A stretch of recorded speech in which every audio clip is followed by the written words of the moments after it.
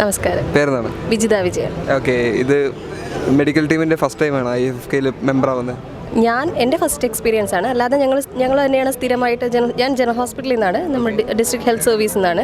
ഞങ്ങളുടെ ടീം തന്നെയാണ് സ്ഥിരം വരുന്നത് എല്ലാ വർഷവും. ഈ വർഷം എൻ്റെ ഫസ്റ്റ് എക്സ്പീരിയൻസ് ആണ്.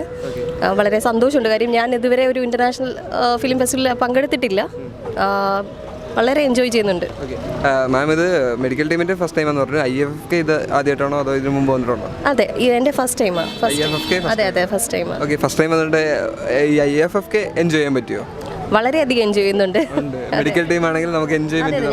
ഞങ്ങളുടെ ഒരു മെഡിക്കൽ ടീം എന്ന് പറയുമ്പോൾ പ്രത്യേകിച്ചും എപ്പോഴും ഹോസ്പിറ്റൽ ഒരു ഡിപ്പാർട്ട്മെൻറ്റ്, നമ്മുടെ ഒരു വാർഡ് സെറ്റിംഗ്, അങ്ങനെ ഒരു ക്ലിനിക്കൽ ഏരിയ അല്ലേ. അപ്പോൾ അതിൽ നിന്ന് നമ്മൾ പുറത്തോട്ട് വന്നൊരു കുറച്ചുകൂടി പബ്ലിക്കുമായിട്ട് ഇൻട്രാക്ട് ചെയ്യാനും അവരിലോട്ട് ഇറങ്ങിച്ചെല്ലാനും പറ്റി. പിന്നെ അവരുടെ കുഞ്ഞു കുഞ്ഞു ബുദ്ധിമുട്ടുകളെല്ലാം ഞങ്ങൾ പരിഹരിക്കുന്നുണ്ട്. കൂടുതൽ പേരും തലചുറ്റലും ചെറിയ ഫെയിൻറ്റിംഗ് ആയിട്ടൊക്കെ ഉള്ള കേസുകൾ വരുന്നുണ്ട്.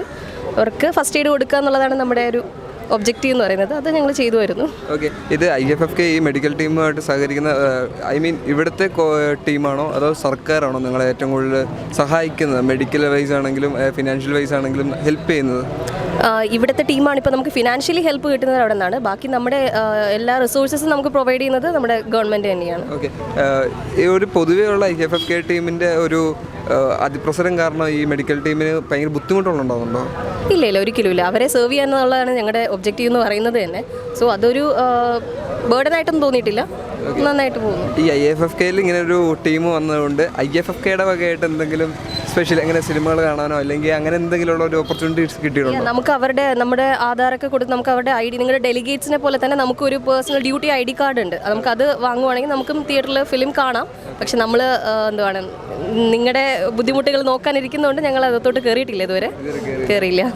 എനിവേ, ഒരു സിനിമ ബേസ് ആണെന്നുണ്ടെങ്കിൽ IFFK വന്നു കഴിഞ്ഞിട്ട് സിനിമകളെ പറ്റി കൂടുതൽ അറിയാനോ, അതായത് വരുന്ന കാൻഡിഡേറ്റ്സ് അങ്ങനെയുള്ള സിനിമ വിശേഷങ്ങൾ പങ്കുവെക്കുക അങ്ങനെ എന്തെങ്കിലുമൊക്കെ ചെയ്യുന്നുണ്ടോ? തീർച്ചയായും ഞങ്ങൾ ചോദിക്കുന്നുണ്ട്, അവർ പങ്കുവെക്കാറുമുണ്ട്. അപ്പോൾ ഞങ്ങൾ എന്തായാലും ഇപ്പോൾ പ്ലാൻ ചെയ്തേക്കുന്നത് അടുത്ത വർഷം ഞങ്ങൾക്ക് ഡെലിഗേറ്റ് ആയിട്ടോ അകത്ത് കയറണം എന്നുള്ള രീതിയിലൊരു പ്ലാനിങ് ഉണ്ട്. നോക്കാം.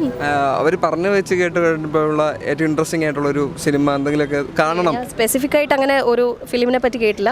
ഓരോ ദിവസം ഓരോരോ റേറ്റിംഗ് ആണല്ലോ ഓരോരോ ഫിലിമിന് വരുന്നത്. മികച്ച സിനിമകളും അതുപോലെ തന്നെ ഒരു മീഡിയം സിനിമകളുമായിട്ട് റിവ്യൂസ് പറയുന്നുണ്ട് എല്ലാവരും. അടുത്ത വർഷം ഈ മെഡിക്കൽ ടീമിൽ മെഡിക്കൽ ടീം ഉണ്ടാകുമ്പോൾ അവർക്ക് ഒരു കൊടുക്കാൻ വേണ്ടി എന്താണ് ഇച്ചിരി കൂടി ഇമ്പ്രൂവ് ചെയ്യേണ്ടി വരുന്നതെന്ന് തോന്നിയിട്ടുള്ള എന്താണ്? കുറച്ചുകൂടി നമുക്കൊരു ഫസ്റ്റ് എയ്ഡ് എന്നുള്ളൊരു അതിലുപരി കുറച്ചുകൂടി മെഡിസിൻസും കുറച്ചുകൂടി ഫെസിലിറ്റീസും കൂടി നമുക്ക് ഇൻക്ലൂഡ് ചെയ്യണം എന്ന് തോന്നിയിട്ടുണ്ട്. കാര്യം പലരും